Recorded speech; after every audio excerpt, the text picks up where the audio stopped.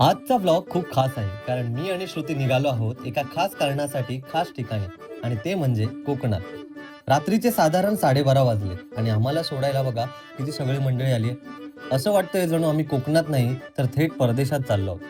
प्रवासाची सुरुवात नारळ फोडून करायची हे तर ठरलेलंच, पण इथेच एक छोटी गडबड झाली.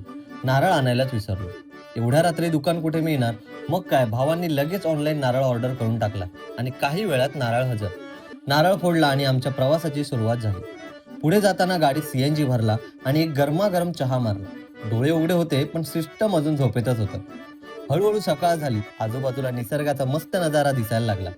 मस्तपैकी झणझणीत मिसळ आणि गरमागरम चहाचा घोट घेतला आणि प्रवासाची खरी मजा तर इथेच येते.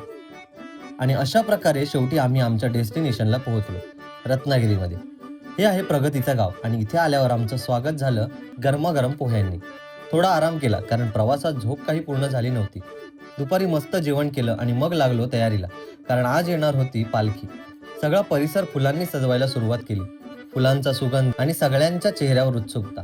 एक शांत भक्तिमय वातावरण तयार होतं आणि काही वेळातच पालखी घरात आली. सगळीकडे शांतता आणि मनात एक वेगळीच भावना. त्या क्षणी खूप समाधान वाटलं. कोकणात म्हणतात ना, आपण देवाला भेटायला जातो, पण या दिवसात देव स्वतः सर्वांना भेटायला घरी येतात. आम्ही पालखीचे पाया पडून आशीर्वाद घेतला आणि मनात एकच प्रार्थना केली की सगळ्यांवर तुझा आशीर्वाद असू दे. त्यानंतर छोटंसं फोटो सेशन सुरू केलं, पण आमचे फोटो काही कोण काढत नव्हता.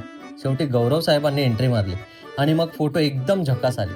रात्री गावात पालखी आली. संपूर्ण गाव एकत्र जमलं होतं. शांत भक्तिमय वातावरणात सगळे सहभागी झाले होते. असा हा सोहळा आयुष्यात कायम लक्षात राहील असा अनुभव ठरला. आणि अशा प्रकारे एक वेगळाच अनुभव देणारा हा दिवस संपला. कोकण, पालखी आणि हा सगळा अनुभव मनात कायम घर करून गेला. पुढच्या भागात पुन्हा भेटू. तोपर्यंत बाय बाय.